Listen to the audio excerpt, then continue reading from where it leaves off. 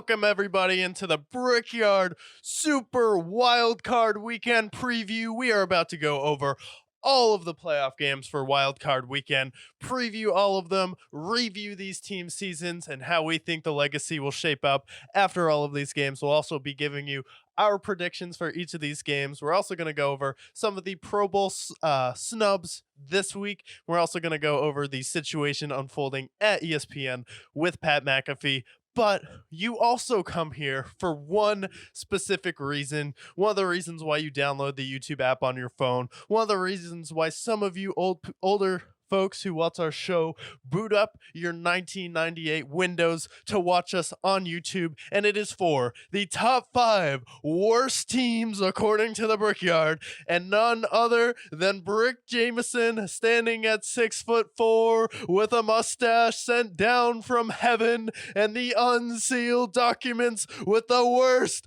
5 teams in the NFL throughout the rest of the offseason is here. And I'm glad that you mentioned that here. To be on the worst top 5 for not 1, but 9 months continuously, talk about an honor of disgrace that you're about to bear witness to. And some of these teams have been on this list many times throughout this year. And I just want to talk to the fan bases here because I know that it's tough to be a fan sometimes, especially if your team sucks. So I have a few teams that I want to shout out here, because some of them deserve it more than others. The number 1 team, and this time around, I'm not going to go 5 through 1. I'm going to go 1 through 5 because some of these teams are just going through hell. Let's get the worst team out of the way. This is what I call the shoulda, woulda, coulda team of the NFL. This is the Carolina shoulda, woulda, couldas, a.k.a. the Carolina Panthers. You went into this season with optimism. We had this safe hire with Frank Reich. We had this safe pick with Bryce Young, and we had this safe signing with Adam Thielen. But you could have had CJ Stroud making us CJ proud. You could have had CJ Stroud, the Stroud boy, as your quarterback. You could have had DeMeco Ryans, who was interested in the Carolina job. You could have had DJ Moore, who was a Pro Bowl snub, who should have been a Pro Bowler. You could have had Will Anderson at that pick, who will be a defensive rookie of the year. You could have had won the Super Bowl, according to Adam Thielen. Boy, did that pan out well. You could have had Lamar Jeffrey Jackson as your quarterback. You said, no, we have Bryce Young. But instead, you are the first team to be shut out in back-to-back games since the 2008 Browns. Keep in mind who that 2008 Browns was. Brady Quinn, Peyton Hillis, and all the other bums that were on that 2008 Browns team. And you bear witness as the worst team, according to the Brickyard, as the shoulda, woulda, coulda Carolina Panthers. But at least you have your first-round pick. Wait, no, you don't. You don't have your first-round pick this year. The Chicago Bears team. The Chicago Bears team, keep in mind, the only team who has not had a quarterback throw for 4,000 yards. Yes, that team finessed you. So keep that in mind as you bear witness this offseason, as you go through therapy with David Tepper, the cocaine addict himself, going at it there. You have 9 months to rehabilitate yourself, get the right coach, and save Bryce Young's career. Number 2, another team, a tale of 2 teams. The first half team and the second half team. That's right. I'm, of course, talking about the Jacksonville Jaguars. Jacksonville, we had you at 14-3 this year. Shame and on you. The Brickyard Podcast, a team who fairly often gets everything right. You look at the documents, and we are often correct. 92-0, more often than not. 82 games, no days off. And you made us look like fools here. You were 8-3. You were walking into the wild card, prancing into the number 1 seed. Trevor Lawrence playing adequate football. And what do? You lose 6 of the last 7 games. You have whatever that game was against the Titans in Week 18. Derrick Henry running all over you. Ryan Tannehill cooking you. What's going on in Jacksonville? When you're not getting beer poured on you by David Tepper, what's going on behind the scenes? This is the same team that almost made Urban Meyerville. So, in the offseason, Trevor Lawrence, maybe it's time you get a haircut. Doug Peterson, maybe it's time you look yourself in the mirror. Am I really this good of a coach that we've anointed you as? It's time to discuss. And Travis Etienne, it's time to run a little better than you did. Jacksonville Jaguars are number 2. Number 3, the disgraceful Washington Commanders. Washington Commanders, you ended on such a whimper that even the Carolina Panthers outbeat you there. You ended the season losing 8 straight games. And the way that you counteract this in the offseason, you say, you know what? No more mishap for Washington Commanders. We're going to sign an NBA GM to turn things around. Genius idea, Bob Myers. I hope maybe Steve Kerr will be available after this season. You can get Steve Kerr as your head coach. No justice for Detroit. You couldn't beat the Cowboys. You beat the Cowboys. The Lions were the 2 seed, but instead you said, no, we suck. We're going to lose 8 straight games and end pathetically. The only bright side is that you fired Riverboat Ron. He's going to go into his nursing home and ride off into the sunset. Another team, the second half disgrace, or really the third quarter disgrace. You were 10-1. You were walking, prancing, practically locked into the 1 seed. We had you as the top 5 team, according to the Brickyard. Again, we aren't wrong often. And you guys made us look silly. 10-1, and you finish 11-6. You get blown out by the lowly New York Giants, a perennial bottom 5 team, according to the Brickyard. The first team to start 10-1 and then not win 12 games since 1986. Pathetic. And you're in the conversation with the Jets, the 1986 Jets. That's never a good sign. And then I actually have 2 teams at the bottom 5 because they both deserve a shout out. First team, we've heard them often, the New England Patriots. You had 100 yards of offense. How was I not supposed to bully you? The last several weeks, your number 1 receiver, receiving yards wise, was none other than Jalen Reagor. Yes, that Jalen Reagor. The Jalen Reagor who was a pick before none other than the gritty king, Justin Jefferson. What? Pathetic. And now you have the 3rd overall pick because you just had to beat the Steelers. Go fuck yourself, Patriots. And then at number 5, part 2, we have the Atlanta Falcons. Yeah. Or should I say, the Atlanta Crybabies. Cry harder. Oh my God. We were supposed to lose 41-17, but instead we lost 48-17. Wah, wah, wah. Give me a break, Arthur Smith. I hope in the offseason, as you are a part of the bottom 5 teams into the offseason, you take a look in the mirror. You had a chance at Lamar Jackson. You had an opportunity at all these other quarterbacks, and you said, no, we're fine. We have Desmond Ridder. Says who? Says who? Who would say Desmond Ritter's better than any of these guys? Arthur Smith, who hated Bijan Robinson and Drake London and Kyle Pitts throughout the season. Fantasy players shake in their graves when they see Arthur Smith. And then you guys cry about this game here. You guys are pathetic. And now you're pursuing Russell Wilson in the offseason. That'll fix your problems. Atlanta Falcons to end off the worst top 5. Yeah, what a list there. Yeah, I like the Falcons and the Patriots being there respectfully. Falcons definitely deserve a shout out, especially when you go 7-10. You're like, oh, one achievement, 7-10. I'm disgraced. For a team like that. I have to put these back on. What and a then disgrace. 7-10.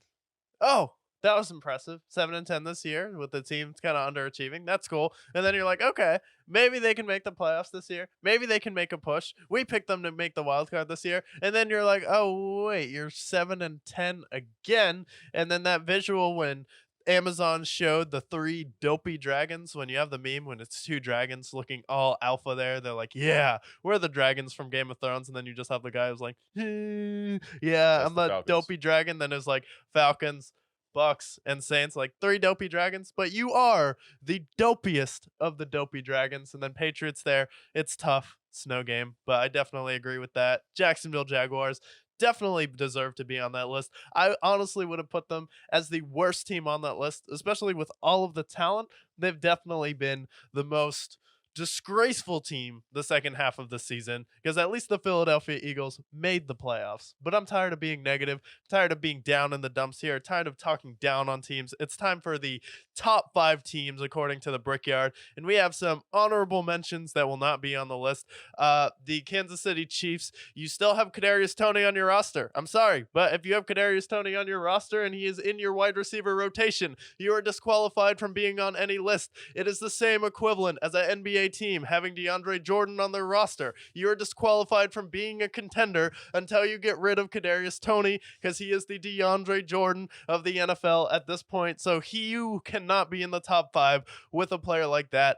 on your team. And then there are plenty of other teams I would like to shout out, like the Dallas Cowboys. However, you got a fraudulent victory that led you to the 2 seed. So you do not deserve to be on this list. Congratulations, you beat the Commanders, but you also just lost to the Miami Dolphins, who looked absolutely pathetic, versus the Bills, who had 3 turnovers on Sunday Night Football, and then you allowed a wide open punt return to lose that game. So you do not deserve to be on this list. But you know who does deserve to be on this list? You know who's been overlooked this season? You know who no one expected anything from all year? Oh yeah, you know who the best quarterback in Texas is? CJ Stroud, making us CJ proud in that game. Not only was he getting it done on 1st and 10, he was getting it done on 1st and 20. He was fading away, flipping it 40 yards in the air to Nico Collins. He had Troy Aikman blushing that entire game just talking about CJ Stroud. He was like, wow,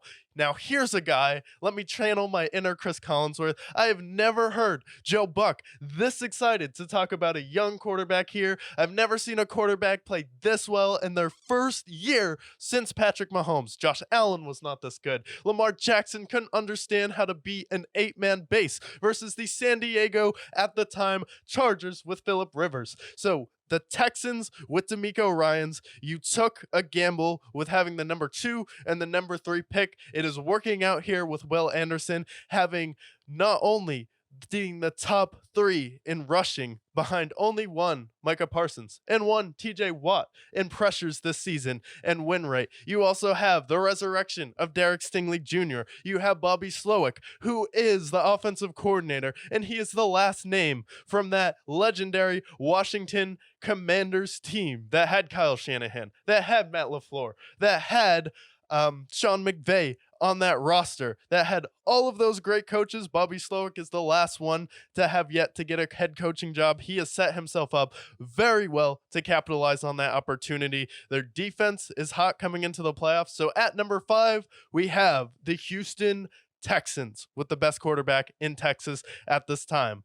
At number 4, we have the Detroit Lions. The Detroit Lions are the number 3 seed. As far as I'm concerned, they won 13 games this season. They're absolutely screwed out of a win versus the Dallas Cowboys, but that doesn't matter because they got Jahmyr Gibbs this year. They got Sam Laporta this year. They have David Montgomery this year and completely overhauled that roster the past 3 seasons with Dan Campbell. As far as I'm concerned, Dan Campbell is the top coach this year, and they have been one of the most dominant and consistent teams year round. They're the number 3 seed, and this is a Detroit Lions team who barely missed out on the playoffs last year, started 1-7, finished as one of the hottest teams, and knocked off Aaron Rodgers and sent him packing out of Green Bay. And now they have a chance to finally win a playoff game for the first time since 1993, and the last team they beat was the Dallas Cowboys, and they have some chance for revenge in the divisional round. They are matching up against Matthew Stafford, and Jared Goff has a chance to take on Sean McVay, who threw him to the curb, rolled him out there, and shipped him to Detroit in the middle of the night. And oh yeah, we got a Lee McNeil back, and we got CJ Gardner-Johnson back, who led the league in turnovers last season. And Philadelphia, you have a lot of problems in your secondary. CJ Gardner-Johnson is only 26. Maybe you'd be in the top 5 teams if you had kept him this year. But at number 4, we have the Detroit Lions. At number 3, well, have to put the San Francisco 49ers. You could argue they have the best roster in the NFL this year. We have Brock Purdy, Brandon Ayuk, and George Kittle both went for 1,000 rushing yards. And oh yeah, we have players like Trey Greenlaw on defense. We have Fred Warner. We have Nick Bosa. We picked up Chase Young. So we have that dynamic pass rush, and we still have that Kyle Shanahan-led offense. They are the odds-on favorites in the NFC. So at number 3, have to put the San Francisco 49ers there. They are the favorites in the NFC. You could argue they have the best roster in the NFL.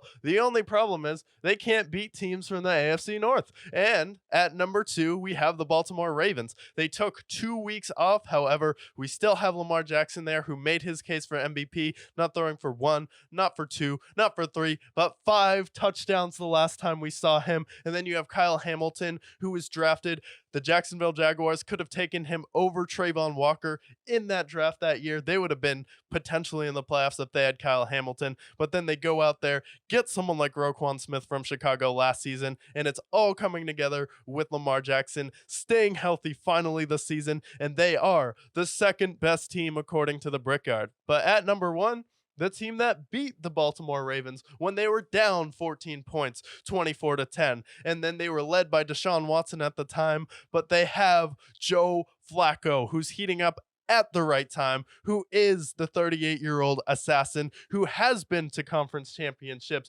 who is maybe the most experienced quarterback in the AFC, not named Patrick Mahomes, because he's been to a Super Bowl, he's won a Super Bowl, and he knows what it takes, and he has proven that if he has a great run game, and this is the best run game he's ever had, if he has good receivers, which he has in Amari Cooper and Elijah Moore, and he has an amazing, potentially coach of the year head coach in Kevin Stefanski. This is the first team to make the playoffs with 4 different starting quarterbacks, and you want to talk about Detroit turning around a curse. Ever since Kevin Stefanski has gotten to the Cleveland Browns, he has changed the luck of that organization. He has changed the energy in the Cleveland Browns room. He goes out there, soul searches, what's wrong with this defense? We have all the talent. I'm going to go out there, bring in Jim Schwartz. I come back. I beat the Baltimore Ravens this year. They have proven that they are the best team, according to the Brickyard, coming out of the regular season this year.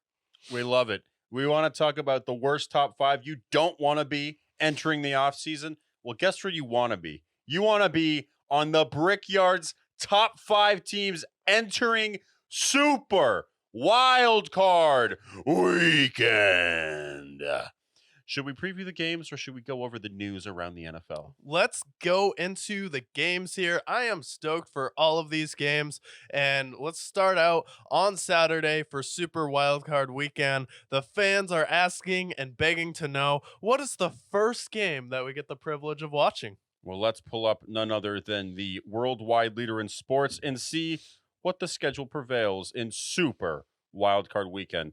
We start off with the best team according to the Brickyard taking on the 5th best team according to the Brickyard. That is the Cleveland Browns going to Houston, taking on the CJ Proud-led Houston Texans. Yeah, so my first question will be, what does making the playoffs mean for the Cleveland Browns? What does it mean for the Houston Texans? Just the story of both of these teams. What is your review of how they got here, the ups and downs of the year, and also the expectations that led both of these teams, who are kind of dark horses? A lot of people scratching their heads, didn't really know what to think of either teams here, starting with the Browns, and then you can cover the Texans. But what was your initial reaction to just the entire ride to get here? It was a lot of great defensive performances. It was a lot of initial terrible quarterback play. PJ Walker was not fantastic. DTR was not fantastic. And Deshaun Watson was not the Deshaun Watson we had seen in years past. So they strung together a lot of really great wins. Their defense was the best historically of the last 30 years prior. And then as their defense came up with some injuries and their offense as well, that's when a shadow emerged into the distance, and that was none other than the ageless wonder Joe Flacco, Super Bowl winning, dare I say it, quarterback in Joe Flacco. If Donald Trump thinks he's elite, then he's damn sure elite in 2023. So my takeaway with the Browns was, how did they get here? How were they the 5th seed with all the trials and tribulations they face? Great coaching, great defense, and now they have the greatness of Joe Flacco. And then the Texans. We expected them to be decent. We did not expect them to be great. And guess what? They were great this season. CJ Stroud entering himself as a top 5 quarterback in the league, despite losing Tank Dell, despite having a concussion at some points in the season, despite having injuries across the board.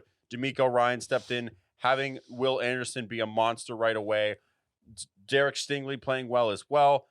The Texans have rode a great story. Both of these teams are happy to be here, but one team will prevail into the past the Super Wildcard Weekend. Currently, the Browns are the favorites on the road. Yeah, currently the Browns are the favorites, and I think it's fair that the Browns are the favorites because you look at the Browns this season, it was a story of knowing that they had one of the best rosters in the NFL, but just being unsure of that quarterback position. And then you mentioned we had PJ Walker, we had DTR and CPR stepping in at some points throughout the year, but then Joe Flacco kind of gets signed under the radar. People like, okay, Joe Flacco, that's cool. He's been with the Jets. And then all of a sudden you're like, Joe Flacco, okay. And then you're like, oh, Joe Flacco. Then you're all of a sudden like, oh, this is Joe Flackenheimer. Maybe you had a call with Sean McDermott because he looks like he's feeling like a nuclear bomb at this point, and he's going dropping on the rest of the league. And Joe Flacco, if he played an entire season, would be on pace for 55 touchdowns, 30 interceptions, unfortunately. However, he would have thrown for damn near 6,000 yards. And then you have someone like Amari Cooper, who breaks the Browns' single season receiving record, where he has 265 yards, who's kind of thrown away by the Dallas Cowboys. And they really weren't sure what to do with him. They're like, we're fine with CeeDee Lamb. We don't want a dynamic duo with Dak Prescott because we paid him too much money. And then Deshaun Watson, he was trying to massage his way back into the league and ended up eventually needing season-ending surgery. But Joe Flacco has resurrected this team. And then you had Elijah Moore saying this is poetry and motion for the Cleveland Browns, watching Joe Flacco throw the football. So I think for them, they don't really have that much expectations coming on them in the playoffs. You have a lot of people falling in love with what they saw with the Houston Texans and even picking them. So I think you have all the pieces to make a magical run. You have the coaching in Kevin Stefanski, and then Jim Schwartz and Myles Garrett brings that extra edge here for the Cleveland Browns. But the Houston Texans are that Cinderella story where no expectations coming into the season. CJ Stroud seemingly coming out of nowhere, being the number 2 overall pick, and rarely you see the number 2 overall pick play this well this early coming into the season. And then just with what DeMeco Ryans has been able to do with that Texans team, it's kind of surprising that both of these teams are here. In any other division, the Cleveland Browns would have been at least the 2 seed in the AFC if it wasn't for Baltimore having their magical run. So 2 teams that kind of had a lot of questions coming into the year, but the Browns, it was just they needed to figure out that quarterback situation. I think they have. What do you think it means for the Browns to win this game, and what do you think it means for the Texans, and which one has a bigger impact? I think that it has a bigger impact with the Texans with CJ Stroud. You get CJ Stroud, you win a playoff game, despite the fact that this is a year your wins over under entering the season was 6.5. Nobody expected you to even make the playoffs. You win a playoff game with CJ Stroud, and then you'll face off against one of these top 3 quarterbacks in the league, most likely. I think it's going to mean a lot for them, especially for teams and players who are interested in coming to them next year. Obviously, Houston's a very attractive place. Texas in general is. So you have an opportunity, especially with someone like T. Higgins, who's going to be watching this from home. You see even someone like a Michael Pittman, who's watching from the sidelines. You see a lot of these players who they have the cap space to sign. A win here, I think that people will be interested regardless. But at the end of the day, with CJ Stroud, if you're a wide receiver and you're looking on your way out, maybe it's an A.J. Brown in Philadelphia, maybe it's a T. Higgins in Cincinnati. You see CJ Stroud go up against this top defense in Cleveland and win, then I think that they're going to be the top of the destinations for these teams here, playing with a young rookie quarterback like CJ Stroud. Yeah, I think they're already the top destination for free agents at this point, because not only do you have the great pleasure of having no state income tax there, so you save a little bit of money there, but you have CJ Stroud, who definitely elevates the talent around him. You see how hard he works. It's like playing with someone with the work ethic, like a Tom Brady. In his interviews with Tom Brady, he's working hard and asking all of the right questions, and he's also someone who, if he gets the ball in his hands and it's the final drive, start to get a little bit tight if you're on defense. You start to get a little bit nervous. So I think CJ Stroud, well, it would be nice if they did win this game. I don't think you need to win this game if you're the Houston Texans, and I think it definitely would mean more for the Cleveland Browns to win this game, and I think they have to win this game, especially with all of their cap issues, because they're kind of royally fucked going into next year with their cap problems, especially with the Deshaun Watson contract, having to pay Myles Garrett. So you're going to have a lot of players that are going to be leaving this team. You may not have Amari Cooper next year. You may have to part ways with someone like a David Njoku or a Nick Chubb just to free up some cap space. So I think the Cleveland Browns have to win it, but there's no pressure on the Texans to do anything in this game. All you have to do is go out there and be competitive. And I think with this game, the biggest problem is it's really tough to blow out a team and then get right back up a few weeks later and game plan and then do the exact same thing. So I can't see the Browns blowing out the Texans in back-to-back weeks, but I just think the experience of Flacco, Kevin Stefanski's coaching on offense, the way the Colts were able to run the ball against the Texans with Jonathan Taylor still lends itself to an advantage for the Cleveland Browns to inevitably win this game, and I would take them winning 27-21. Okay. I think that this is a game. I do agree with that score there. I'd have the Texans here because I think that in the playoffs, this is an opportunity to see somebody elevate their game. And I think CJ Stroud proved last week that he's capable of elevating his game. Although he doesn't have his receivers that he normally would have, and he is facing a tough defense, I see him rising to the occasion, playing some great football. The question that I have with the Browns is not so much their defense, but more or less Joe Flacco, although he has played fantastic, and I am rooting for him in this game as well. Two teams that I'm rooting for just in general. I wish they didn't meet up in the first round, but it's the interceptions, and they had some fumbles that worried me in this past game. The worry that I have is that this is going to be a game that comes down to the last play, and then with the turnovers, how many possessions will the Browns give the Texans? That could be an advantage for the Texans. So that's really why I'm leaning the Texans here. I'm going to have it be more like a 24-21 game, and it could come down to Ka'imi Fairbairn. Yeah, it could come down to Ka'imi Fairbairn.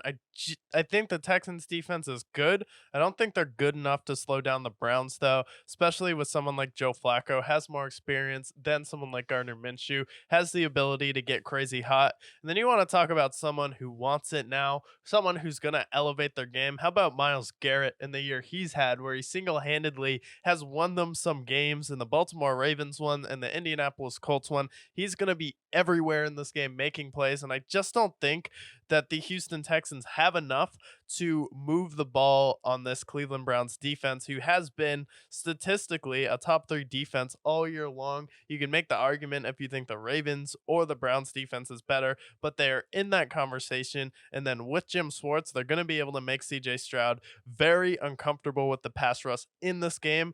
And the Colts, they had one task: stop Nico Collins.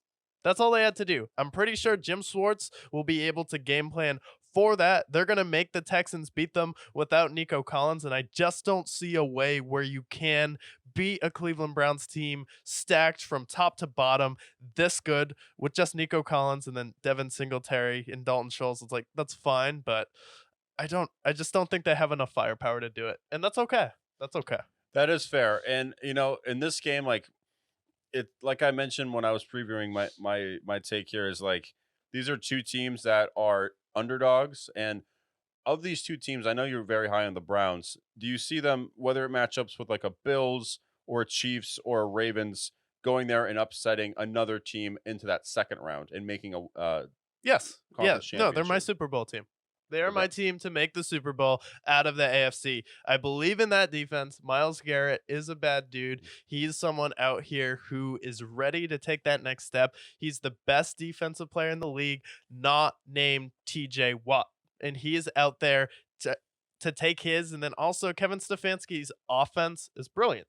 He has the best screen game in the league. He's one of the best run play designers. You have one of the best offensive lines in the league. And as we mentioned before, Joe Flacco has the most playoff experience out of any of these quarterbacks in the AFC besides Patrick Mahomes. And he's been playing out of his mind. And some of the turnovers, you can say that could be a problem. However, that defense is good enough to overcome it. And I just think this is the best run game that Joe Flacco has probably ever had, and some of the best weapons around him. So if we get Elijah Moore and Amari Cooper healthy, the Browns are as good as any other team in the NFL right now.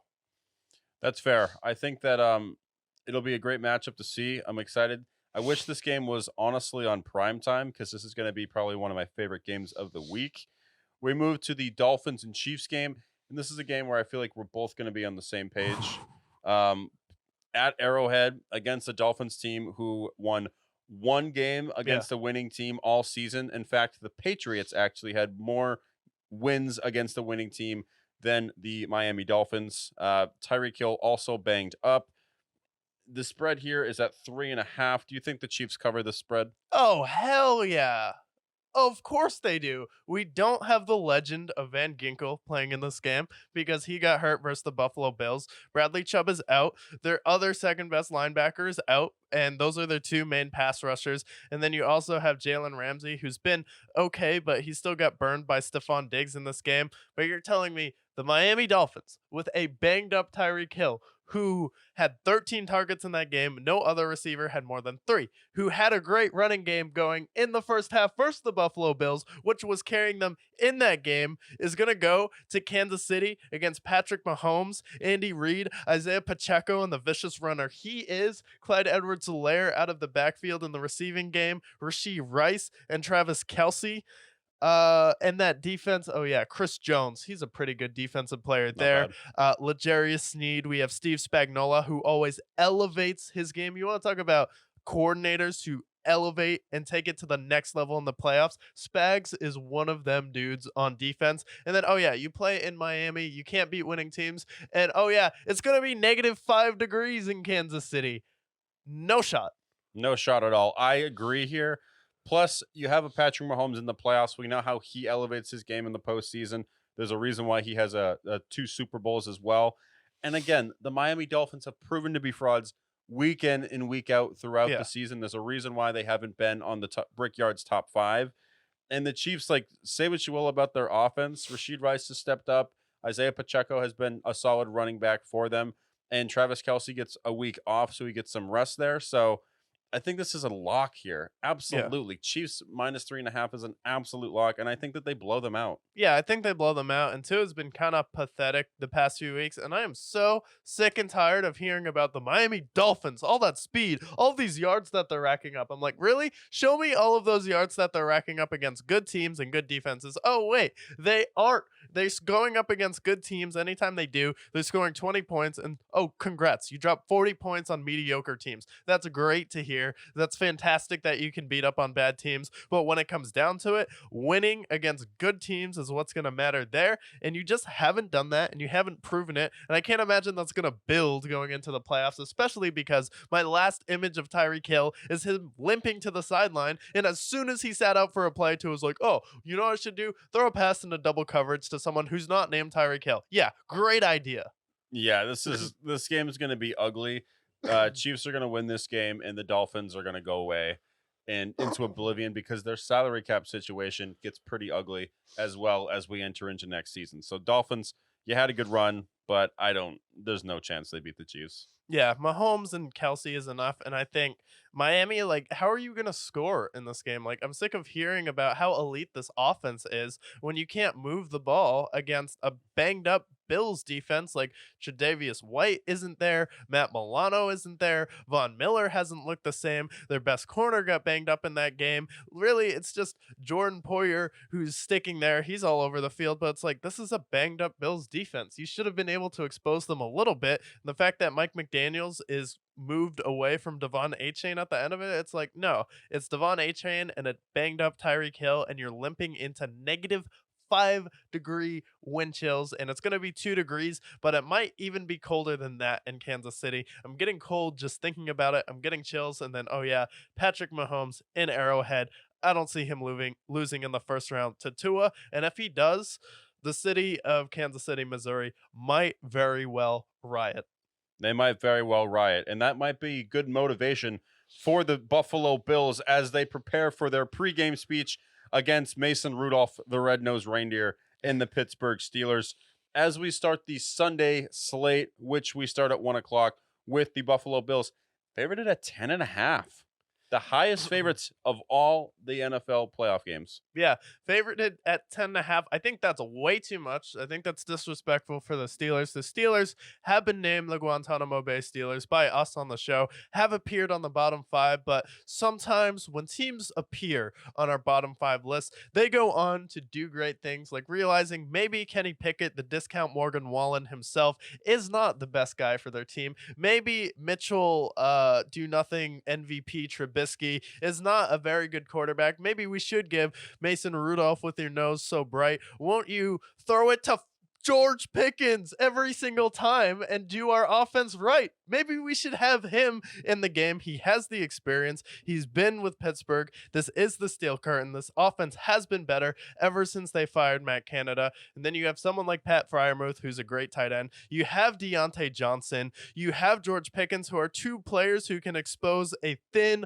Buffalo Bills secondary there. And this is a banged up Buffalo Bills defense. And the Bills were going up against a very thin Miami Dolphins defense who had Melvin Ingram on Dalton Kincaid. I'm pretty sure swapping out Melvin Ingram for Alex Highsmith is a very different story. We still have Cam Hayward on that team. We still have Minkah Fitzpatrick on that team. And then we still have their young cornerback coming out of the gate firing this season on that team. And oh yeah, their offensive line is starting to gel with Najee Harris. And then you have your second running back who comes in the game, who is explosive out of the gate in Jalen Warren. He's been something to see, and him and Najee are a great tandem. So 10.5 points for a Bills team who struggled to score against a thin Miami Dolphins defense. I think that's not fair at all, and I think this is going to be a close 16-13 type of game.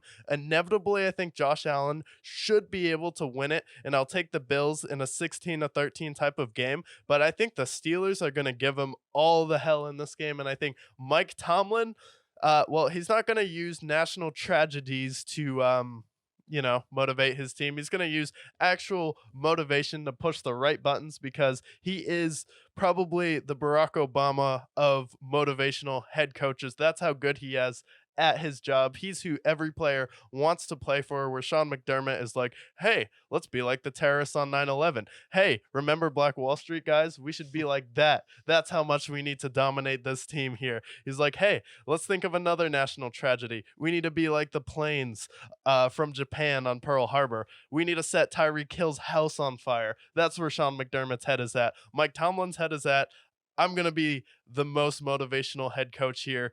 Maybe without TJ Watt, but we still have Alex Highsmith, and we still have some damn good players on that defense, and we still have George Pickens and Deontay Johnson. You could argue that Najee Harris and Jalen Warren are also the best running tandem, and their offensive line is coming together at the right time, and they have some momentum coming into the playoffs too.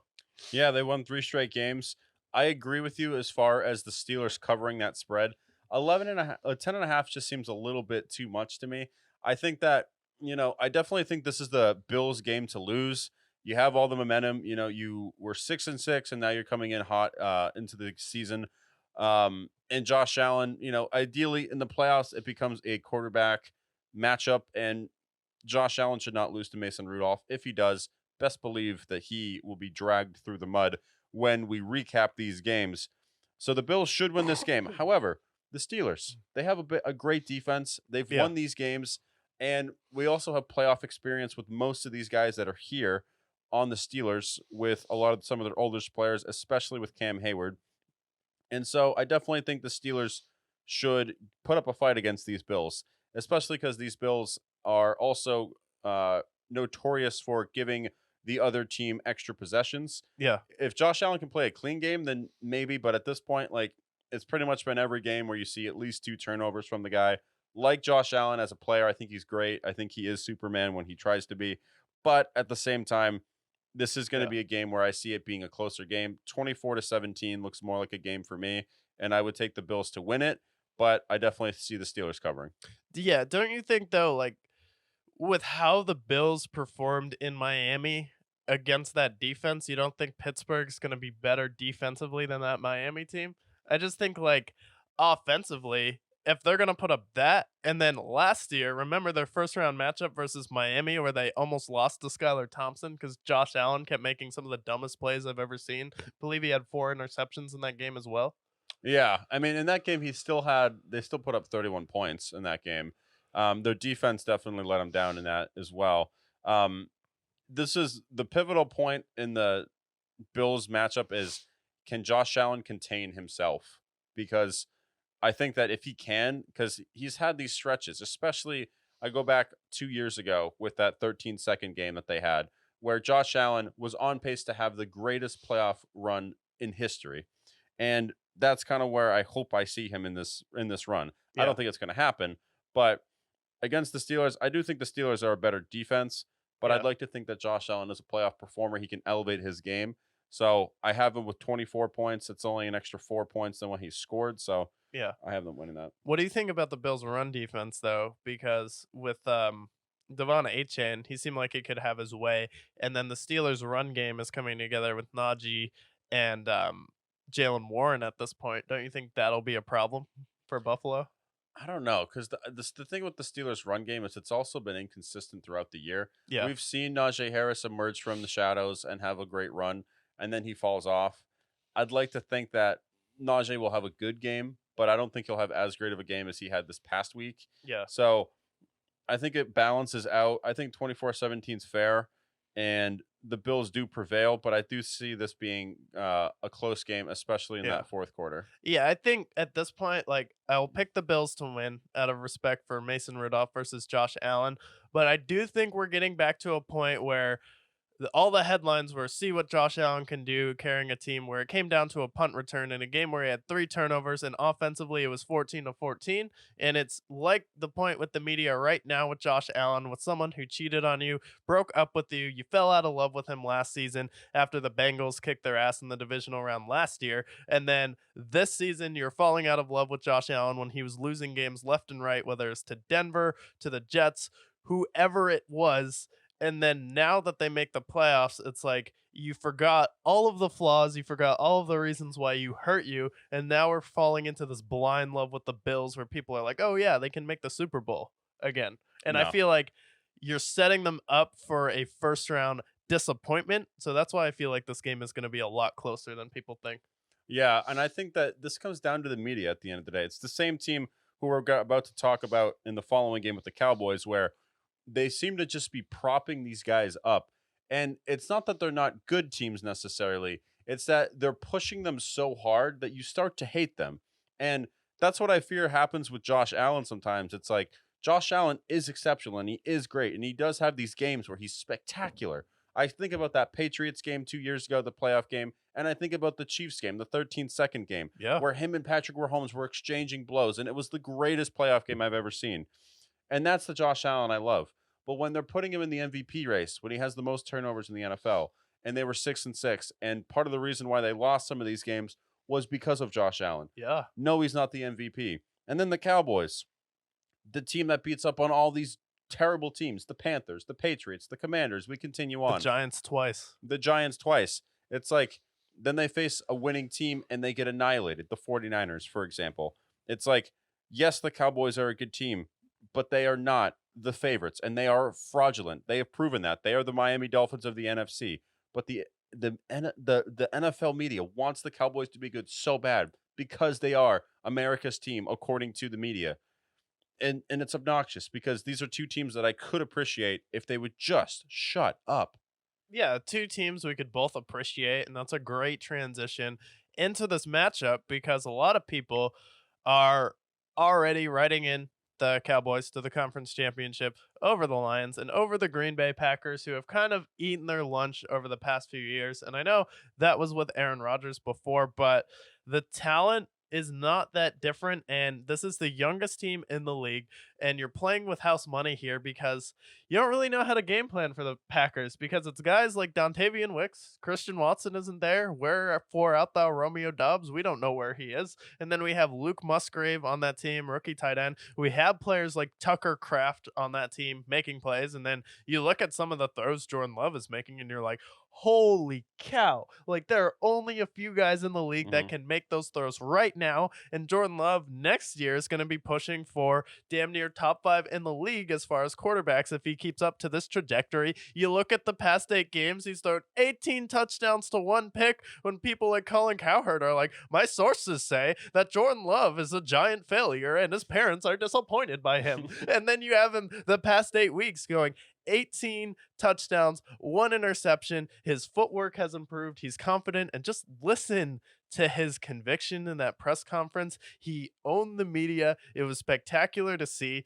And then this is a Green Bay Packers team that it would mean so much for them. There's no pressure on them for them to win this game. And then what is the Dallas Cowboys' weakness so far this season? Oh, yeah, stopping the run. Do you remember the last time the Green Bay Packers went to Jerry World in a playoff game? Who was the killer? Who is the Cowboy Killer? You're wearing the Cowboy Killer hat right now. Well, that might as well be an Aaron Jones hat you're wearing right now, because Aaron Jones is the Cowboy Killer. And then, oh yeah, AJ Dillon, the farm simulator himself, also a cowboy in his own right, is a absolute fridge there. And then your defense, you want to talk about a top corner in the league who people have slept on because he's been injured, but he's working his way back. Oh yeah, Jair Alexander, and they just took on the Bears, who have been one of the hottest defenses in the league. They ran all over them, marched up and down the field. The score, maybe they didn't put up a ton of points, but they were able to move the ball up and down the field. And the Cowboys seem like this is the year where they've been overhyped the most, and this is setting up for a epic failure. So I don't know. I think the Packers are just going to upset them in Jerry World. Well, the Packers are the Cowboys are favored at 7.5. You think the Packers cover that spread? Obviously, you're picking the Packers here. Yeah. And you know what? Because I want to see this outcome occur as well, I'm riding with the Packers as well. And what are we on this show? Besides right, and we have obviously having the documents, we are history buffs. Yeah. And what does history say about the Packers and Cowboys matchups? It says that the Packers are winners of 9 of their last 10 against the Cowboys. And what also does the history say about the Cowboys? Oh yeah, playoff chokers. And talk about a team, they've been elevated so high, the Super Bowl favorites at one point, and then their NFC title guarantees for the 49ers and the Eagles and all these other teams that they threw in there at one point. To see them lose in the first round to the Packers, who at one point were on the worst top 5 beginning of the season with how bad they looked at one point, for them to lose to Jordan Love would be a stain, and also a heroic game, because obviously there's the Mike McCarthy narrative there. The Packers beating Mike McCarthy. Mike McCarthy would be fired, absolutely, if that happens, which would set up a Bill Belichick Cowboys matchup in consolidation and, reconciliation there. LLC. LLC. The Belichick Dallas Cowboys LLC coming to a theater near you. Exactly. And so with the Packers, with Aaron Jones looking good the last few weeks as well, I think it's one of those games. And every single playoff bracket, right, there's always going to be a game that we don't expect. And we are expecting the unexpected, which is a Packers dub. Also, just look at the Lions matchup, though. Jared Goff threw 2 picks in that game, but the Cowboys weren't able to move the ball against the Lions defense, who hadn't looked that good. But the Green Bay Packers defense has looked pretty good the past few weeks. They held the Bears down, who, they have one of the most underrated tight ends in the league in Cole Kmet. They have a top 7 receiver in the league in DJ Moore, who is in the top 10 in receivings. The Packers also went to Detroit's house and beat them. They beat the Chiefs on national TV this year, and then the Cowboys lost to the Bills, and not Aaron Jones, not Dalvin Cook, not Derrick Henry, not Ezekiel Elliott, not one of these top running backs in the league ran all over them. It was James Cook. James Cook has not had a game that good since that Dallas Cowboys game, and Aaron Jones has been the missing piece for the Packers. It's I don't get why people are overlooking the Cowboys that much. I know it's a reach. I know we're going out on a limb by picking the Packers in that game, but the Cowboys, they're so one-dimensional, and so it's kind of they're kind of boring at times to watch, because when that defense isn't getting up on high gear, it's they seem like a team that plays down to their competition at times, and they're not always ready to go. And then also, Stephon Gilmore popped his shoulder versus the Washington Commanders. He's going to be ready to go, but he's still going to be pretty sore. He's not going to be the same player in that game. You don't have Trayvon Diggs in this game, and then you also lost one of your better linebackers in the league in this game, and he might have to retire with his injury issues. And then Micah Parsons just disappears at times. Yeah, I agree. I think this is setting up for a ultimate. You always say what comes up must come down. Yeah. In the world. And the Cowboys, what have we seen the last 30 years from them? Lots of hype entering the season, going into the season. Maybe they have a good season and they end up letting their fans down in historic fashion. I think this is the ultimate year that happens. Yeah. So we have this Packers upset early. You've heard it here first from the Brickyard, the most accurate, most confidential. We have the documents, Yeah. and we have the Packers upsetting the Cowboys. Yeah, and there's no pressure on the Packers coming into this game. No one expects them to go to Dallas and do anything. Everyone's going to pick the Dallas Cowboys in this game. You're going to see everyone picks the Cowboys. No one's going to pick the Green Bay Packers, and it's going to be one of those games where the Cowboys just got too hyped this year, and then it's like Dak Prescott is not that much better than Jordan Love. I'm sorry. He's just not. He has more experience, but you want to talk about the Cowboys experience? Okay, 2-4 in the playoffs. I don't call that good experience. Plus, what I've noticed, and maybe I'm reading into this too much, you can say it in the comments. Micah Parsons' podcast, right? The problem that I've had with it is not him speaking his mind and him talking about football. He's already looking to the 49ers. He's already looking to the Eagles, and he's already looking to the Lions. He's not looking what's ahead of him. And I feel like that's the problem with the Cowboys sentiment entering this Packers game. They're going to be looking ahead rather than looking than what's in front of them. Yeah. They're not going to take the Packers seriously because they are the 7th seed and they, barely made the playoffs. So I think they're busy looking at the 49ers and they're looking at all these other teams. And so they're going to have their calendars marked and they're going to end up falling short because of it. Yeah. And, Matt LaFleur is going to talk to his guys, who I think is a better coach than Mike McCarthy, and he's going to be like, hey, no one thought we could be here. Go out there, Jordan, let it rip. And you can clearly see the confidence in Jordan Love just from the start of the season to the end of the season. The locker room wants to rally behind him, and then it's just Aaron Jones and A.J. Dillon. It's like, it's better than Tony Pollard, and the Cowboys haven't proven that they can run the ball, and I just think the Packers will be able to run it all over Dallas. So I think that'll be the biggest upset this weekend, and I am excited to watch that game unfold on Sunday here. And then after that, we have Matthew Stafford versus Jared Goff. We spoke this game into existence. The NFL watched this podcast, and then they decided to rig the Dallas Cowboys game to make this matchup happen because they saw me predict this game 2 months ago.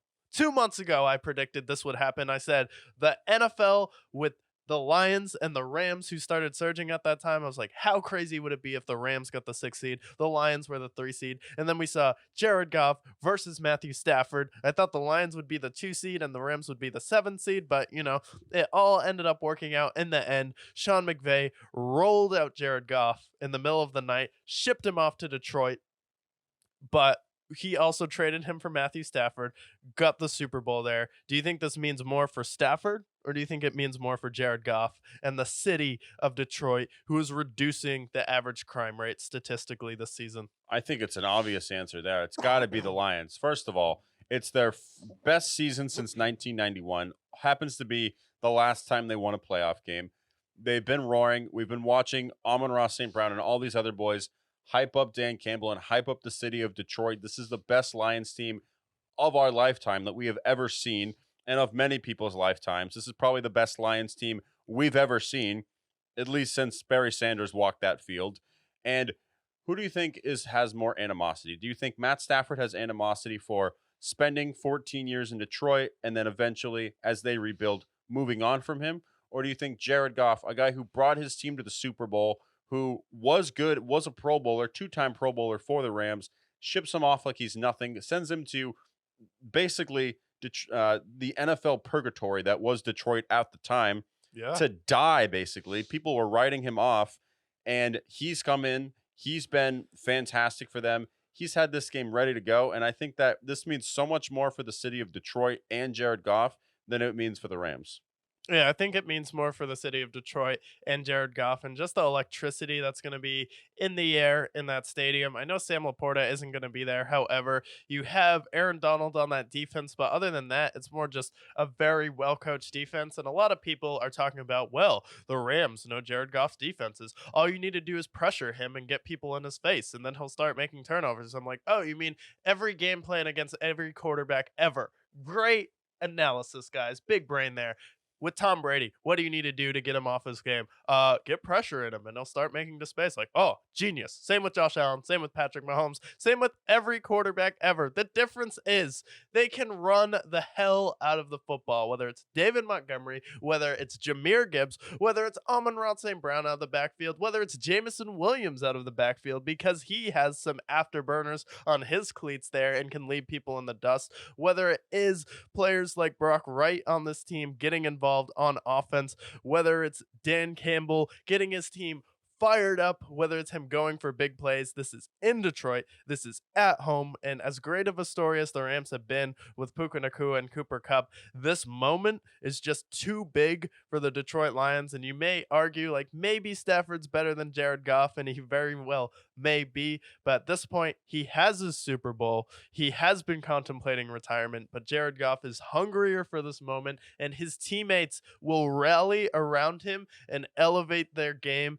in this one for Jared Goff in this moment, so he can stick it to Sean McVay for shipping him away in the night and treating him like absolute trash. Yeah, I think you said it perfectly. And honestly, like this is a game that the Lions have probably had circled on their calendar since the beginning. They knew when they entered this season that they were a playoff team and they were capable of much more. This is a team, the Rams are a good matchup for them. I'm not taking anything away from them. We love what we have here with the Rams, and I think that they could upset a team if they were to beat the Lions. But this game, we've been waiting for this moment for them. This is their moment to prove themselves. And I think that we've talked about hurdles with the Lions over the last several weeks, and really since the beginning of the season, these obstacles that they're going to have to overcome. It started with the Chiefs game, beating the defending champs. Yeah. It happened all the way up until them beating the Cowboys, as we know they did. And all these times they've had their hurdles, and they've had these games like the Ravens game that was a letdown. But other than that, that's really the only game I can really point to. And other than that, they've overcome every loss. They've come back with the vengeance, and they've come and showed that they are one of the best teams in the NFL, especially according to the Brickyard. So I think this is the Lions game to lose, and I think that they're going to make the city of Detroit proud on Sunday night. Yeah, and it's kind of bullshit that the media is already jumping on the Rams bandwagon. They're like, "Oh yeah, let's pick the Rams in this game over the Lions." I'm like, "Do you know what the Lions have been? Are you guys really this dumb?" Like, seriously, this means so much for the city of Detroit, means so much for Dan Campbell, means so much for Aaron Glenn as the defensive coordinator. We have Aleem McNeil back. We have CJ Gardner Johnson back. This isn't the same old Lions, and they still have another level they can take it to. They still have the run game there. You're talking about, oh, yeah, the Rams know how to beat up on Jared Goff. It's like, yeah, well, so do the Detroit Lions. Matthew Stafford can make the same mistakes, and Aiden Hutchinson and Aleem McNeil are going to have pressure on him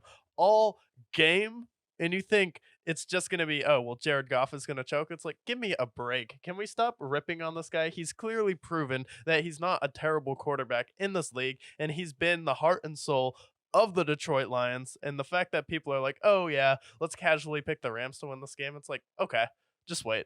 Just wait. It was like when everyone picked the Bills to beat the Bengals last year, except for the former player who had played for the Bengals. And I'm, really? You're all going to pick the Bills to beat the Bengals? Okay. The Bengals are going to blow the Bills out on their home turf. And that's exactly what happened. Yeah, and you heard it here with the Brickyard. We called it ahead of time. We had the Lions at, I believe, 14-3 when we were preview this season. And they should have been 13-4.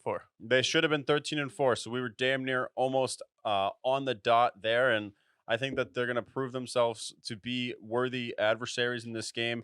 And when they win this game, they'll be taking on the winner, most likely, of this Eagles and Bucks game when we have the Eagles currently at 3-point favorites on the road against Tampa Bay, who just won 9-0 in a classic baseball game against the Panthers.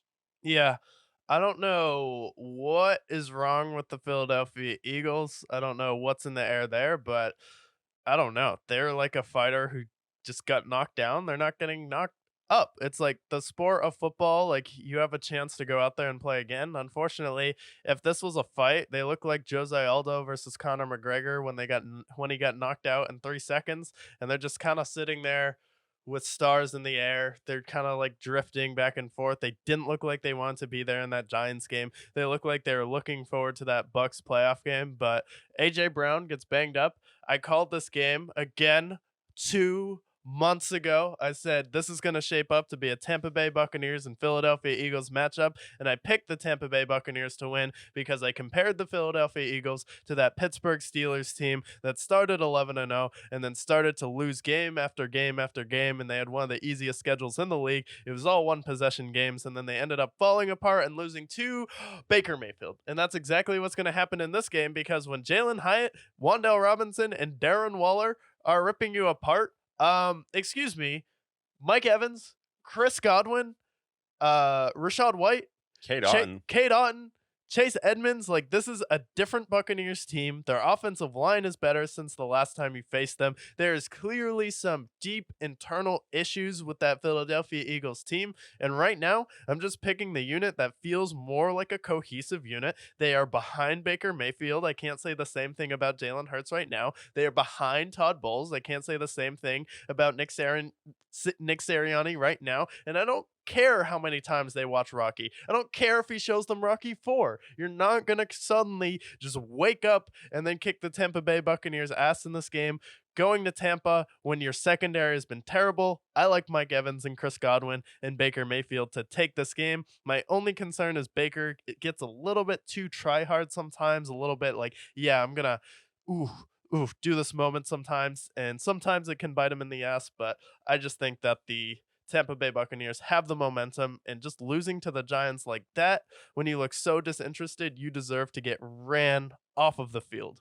Yeah, see, if you would have told me this 2 months ago that I would have been picking the Bucs to beat the Eagles in a playoff game, I would have said you were nuts. But what have we seen the last few months where I can honestly say that the Eagles are the better team right now? We saw what happened last week against the Giants, and I know some people would say, well, they already had a playoff seeding there.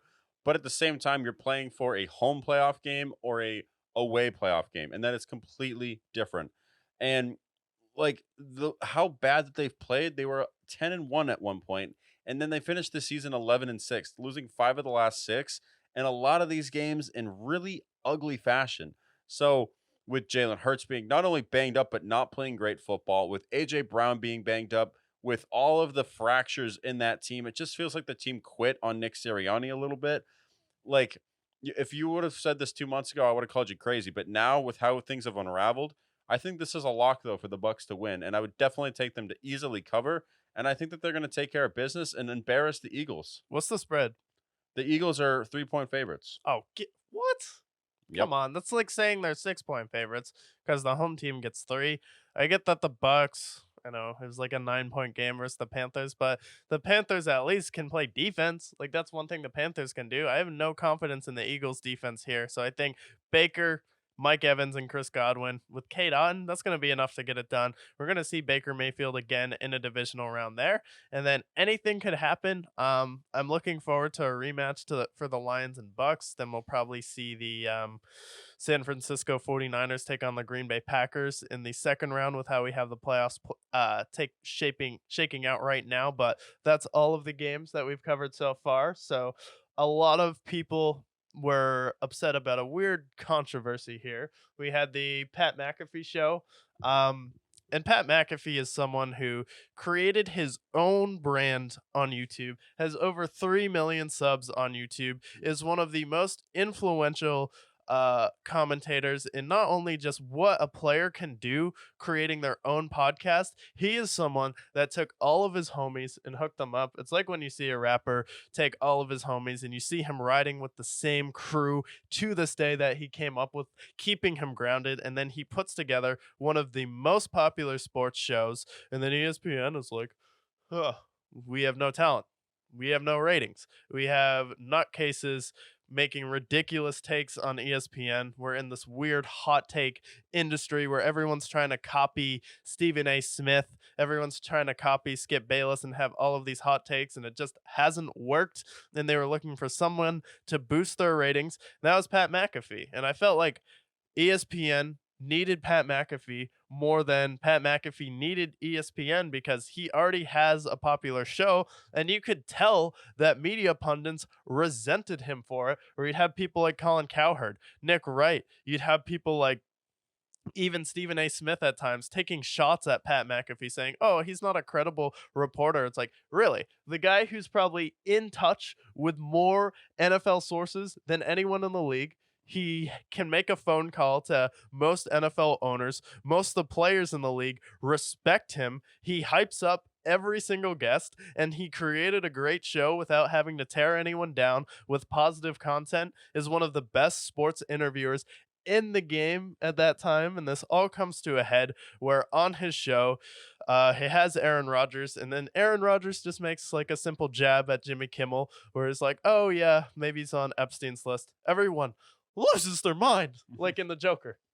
Creates some chaos, and then everyone's saying Aaron Rodgers is dangerous. They had to apologize, and I'm like, really? Jimmy Kimmel, the guy who had blackface, the guy who isn't even a comedian, the guy who slanders people for a living on a late night talk show, like that guy, we're all getting worked up against Jimmy Kimmel. And then one thing about Jimmy Kimmel, he may not be on the Epstein list, and it may have been an inappropriate comment for Aaron Rodgers to say, but he is an investor in Jeffrey Epstein's personal chef's restaurant and has been seen with him and Jeffrey Epstein's chef worked on the island there. Do with that information you will, not making any accusations about Jimmy Kimmel, but he's still associated with someone who is in his circle. That's a little bit weird to me. I don't know why you'd want to associate with someone who worked for a pedophile and knowingly knew what was happening on that island. That's kind of like raises an eyebrow. Maybe you should check who your company is. So then after he makes that comment, ESPN basically makes him apologize. And then Pat McAfee comes out on a show and he's like, Norby Williamson is a rat. He is a top 3 executive, and he mentioned him by name. And he's like, he's trying to mess up my show. And I thought it was always a mistake to go with ESPN because they are associated with the mouse. All they're going to do is censor Pat McAfee. It hasn't been the same dynamic show. He can't swear. He can't call people on Ohio fuck anymore. It's not the same edgy show that it used to be, and it's not really the same audience for ESPN. And he's more doing ESPN a favor. He calls out this executive, and then after that, ESPN really doesn't know what to do because he's helping improve their ratings. And then at the Colts game, you just see Pat McAfee with the top executive at ESPN, and he's just chilling out there after calling out Norby Williamson. But it's like if Joe Rogan started streaming on TNT or A&E with his podcast, and then you tried to control him, Joe Rogan could say, no, I'm just going to take my business elsewhere and I can make money. And it seemed like Pat McAfee has the balls and the cojones to say, ESPN's not going to bully me. You're not going to tell me who my guest can be. You're not going to make me apologize for Aaron Rodgers. I'm friends with the top 5 quarterback of all time. Like, that's ridiculous. Yeah, so a lot of things to unpack here. First of all, Pat McAfee doesn't need ESPN. That's obvious news here. We already know this. He had a bigger following than ESPN before this happened.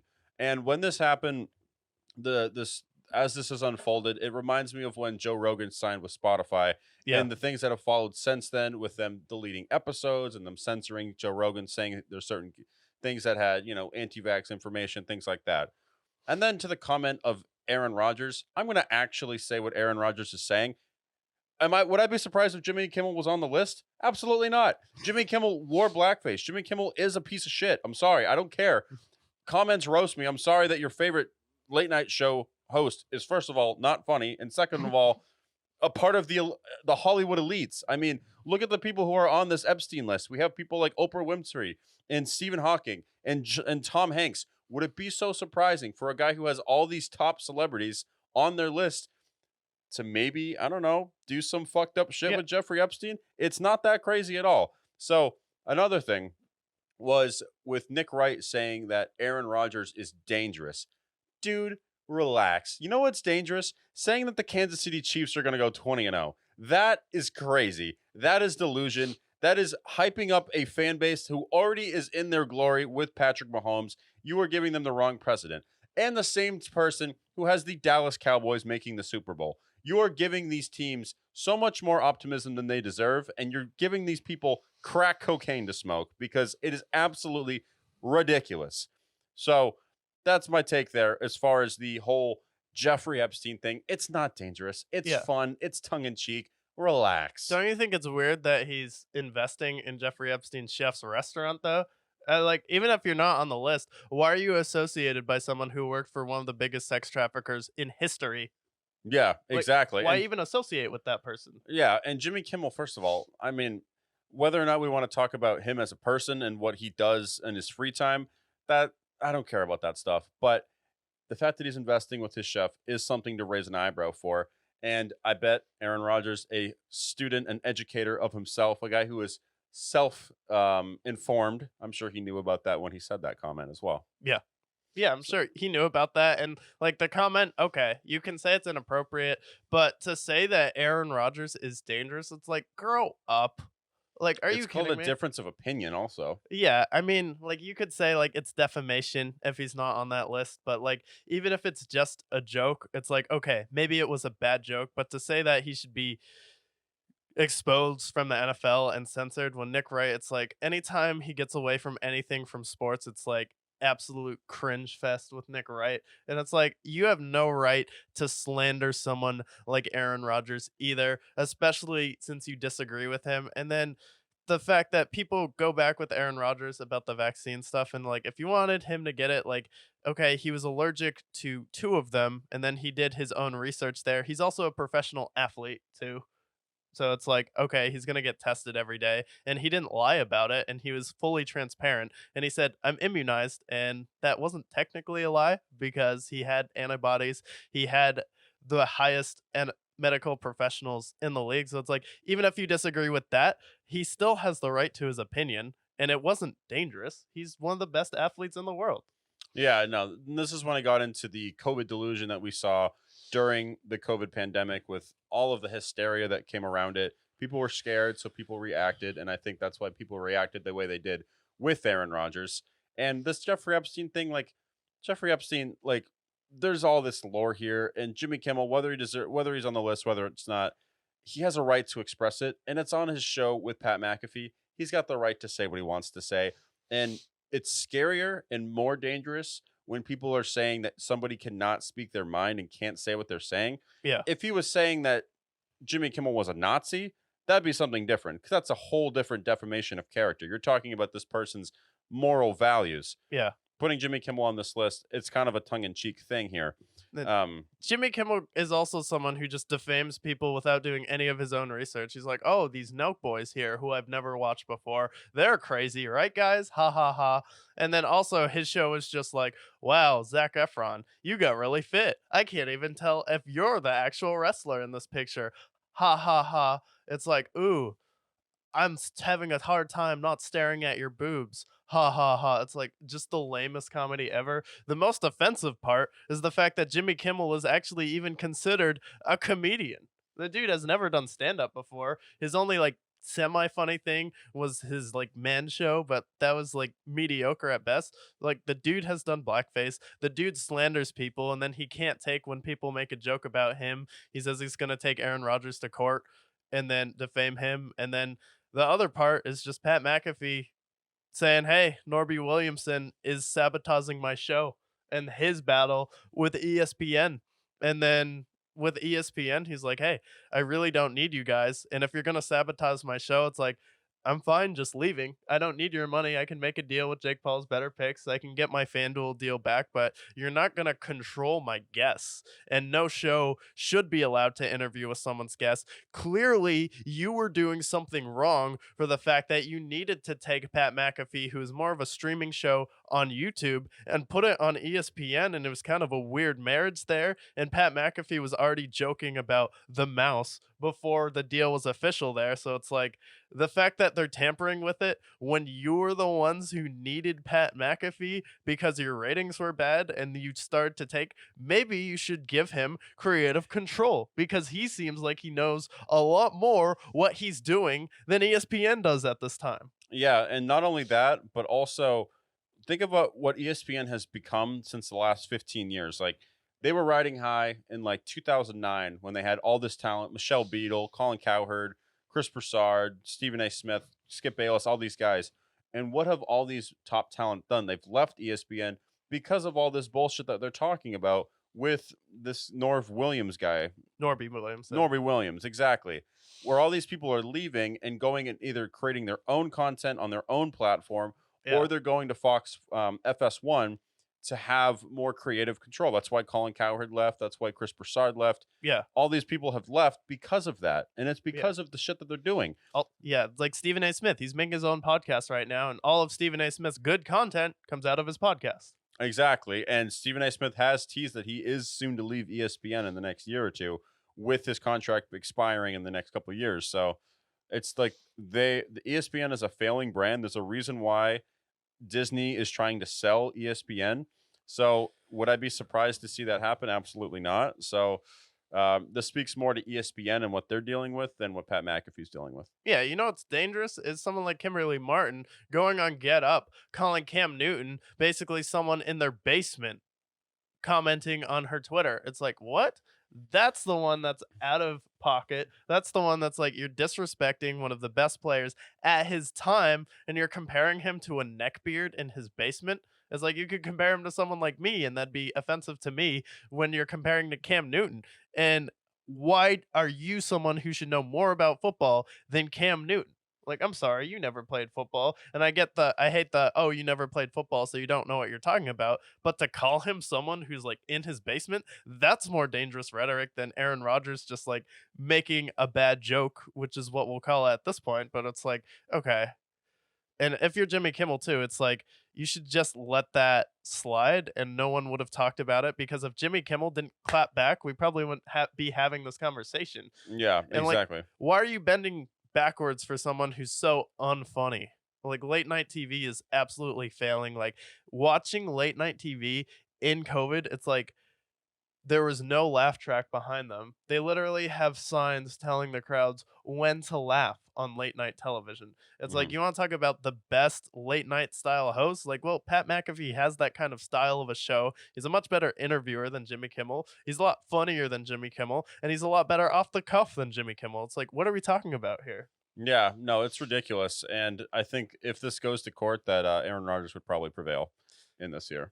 Yeah, I feel like Jimmy Kimmel would have to be on the list for Aaron Rodgers to actually prevail, but I don't think he'd actually take him to court. I thought that was him more trying to flex his muscles, but then there'd be plenty of other stuff to go over, like, okay, why are you investing in his chef's restaurant? But I thought it was good that Pat McAfee actually stood up and took a stand for what he believes in. He's like, he's friends with Aaron Rodgers. He's like, that's my homie. You're not going to control my guests, and you're not going to control the creativity on my show, because that's why you brought me to ESPN, because your brand was failing. You don't have enough talent, and you used to be a plug and play network. You are not that anymore. So I am going to call you guys out and let the people know. He put them in a corner, and he ended up inevitably winning. So it just goes to show that if you actually build your brand, you actually stand for something you believe in, you can actually put them in a position where it's like, okay, we have to stick with that. And then Patrick Bet David talks about, you are the business. He's like, Joe Rogan, he's a business, you know? Mhm. And then Pat McAfee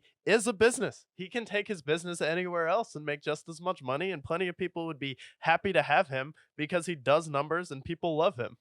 Yeah, no, I completely agree. And that's why Pat McAfee is as popular as he is. So we prevail with the Pat McAfee. And then last segment to talk about was Draymond Green. Draymond Green, obviously he had that suspension, as he has pretty much every year the last several years. This time smacking Joseph Nurkic in the face, which was the most ridiculous play I've ever seen. He was suspended indefinitely, but he has been reinstated, and he will return to the Warriors. But news came out, or he should say that Draymond Green reported that he was talked out of retirement by Adam Silver Yeah. for his character. Yeah, he was talked out of retiring with Adam Silver. Draymond Green was basically in a point where he's like, I don't know how much I can take this anymore. It's so much pressure when I keep getting suspended for kicking people in the nuts, hitting LeBron in the jewels, repeatedly reducing Steven Adams' chances of having a family, not once, but twice, smacking people in the face, elbowing people, talking trash on my podcast, and then being the victim in the situation, somehow turning it around to act like Draymond Green is the one who's being victimized when he gets suspended. It's like, dude, you smacked Nurkic, you hit LeBron in the family jewels. It's like, Bronnies don't come around that often. Maybe LeBron wants to have another one. You called him a bitch there, which is something you don't do with another man. Like, it's not as relevant as it was. But it's still like you got yourself suspended in an NBA finals.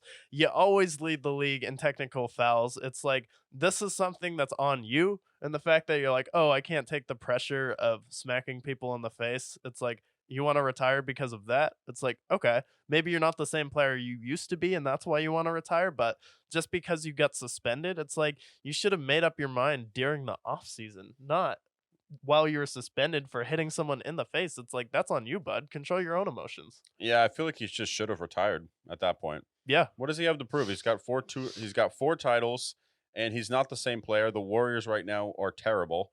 So like him saying he's going to retire, I'm like, you should have. You should have retired. What are you going to be at this point? What are the Warriors going to be? The Warriors dynasty is over at this point. Klay Thompson can't shoot anymore. It's really just Steph Curry and nobody else at this point. You have a couple of young guys who are decent, but at this point, with him saying they want to retire, like just retire. Yeah. Like don't talk about this. And if you're retiring because you're getting punished by the NBA for yet another dirty play, you should have retired because you're going to keep doing this. Like go off into the sunset. You'll be remembered better if you stop with all this nonsense that's been piling up over the last several years. Yeah, it's like how many times are you going to jeopardize your team's chances to win? How many times are you going to get suspended and not be there for your team in the playoffs? How many times are you going to be more of a liability than a benefit to your team on the court? And it's like, how many times are you going to be the reason that your team loses instead of win because you do something dumb? How many times are you going to get kicked out of an NBA game during the playoffs? It's like at some point you're an adult, you're a grown up. It's like you're more beneficial to the Warriors when you're on the court. And this whole excuse that, well, I need to get my team fired up and set the tone. It's like you need to set the tone by smacking someone in the face and then getting kicked out of the game. It's like, no, Steph needs other veteran players on the court. They need your defense. They need your leadership on the court, not being kicked off of the court when your team needs you the most. And it's happened multiple times in the playoffs. It's like at the end of the day, like most of this is on you, and stop looking for sympathy when clearly you've created these problems for yourself. Yeah, no, I agree. I think Draymond needs to grow up, and he's an older player. He's been in the league for 14 years now, and yet he's continuously acted this way. It kind of speaks to how he's been, and I want to think of Draymond in a positive light. I want to think of him as someone who's been a part of this great dynasty and been able to be a part of one of the most dominant teams I've ever been able to see. But instead, the longer he plays, the more I see him become ultimately what he is, which is just a dirty player at the end of the time. And he's a solid facilitator. But other than that, it's been a lot of just dirty plays that's going to define his career. Yeah, it's going to be a lot of dirty plays, and he's going to be forever known the guy that's like, what if, with that 73-9 team, like Steph's knees were barely hanging on in that series. You're on pace to beat the Cleveland Cavaliers, and you blew it. You got suspended in that game because you couldn't control your emotions, and we could be having a very different discussion about the Warriors potentially winning that series. I know LeBron and Kyrie get crazy hot, but the fact that he was out for game 6, and then by the time he came back in game 7, the Cavs had already taken the momentum, and it's like you can't help but think, what if Draymond didn't get suspended? And, it wasn't Adam Silver's fault that you hit LeBron in the nuts. Maybe you could say NBA shouldn't have suspended him, but they do have rules, right? They do have conducts in place. They do have player conduct guidelines there, and you knowingly broke them, and you potentially cost your team a championship, and then you were crying in the parking lot calling Kevin Durant to come save you next year because you got suspended. Yeah, exactly. He's been a thorn in the Warriors' side, albeit and what ultimately cost them that 73-9 season. But hopefully, with the suspension, he smartens up and can mature a little bit. But I don't it's think kind he of been will. one of those things that teaching an old dog new tricks just isn't common, and especially with how Draymond's been his entire career. I don't see him evolving into that figure here. Yeah, yeah, I don't think like you've had so many years, and if there was a time to change, it would have been after that 73-9 series where you cost your team a championship, but he's like insistent on doing this. So it's like, okay, Draymond Green is one of the best players of all time. He's one of the best defenders in the league. Not taking anything away from him as a player, but if he's not going to move on from this character and he thinks he needs to hit people in the nuts and smack people in the face to give his team an edge and get kicked off the court, okay, that's on you, bud. Yeah, exactly. But I don't know about you, but I am excited for Super Wildcard Weekend. We have previewed Wildcard Weekend. We have talked about the hottest topics in sports. So best believe we will be here to recap all of the games on the playoffs, what it means for everyone's legacy as we preview the divisional round this following week. Yeah, and most importantly, stay brick.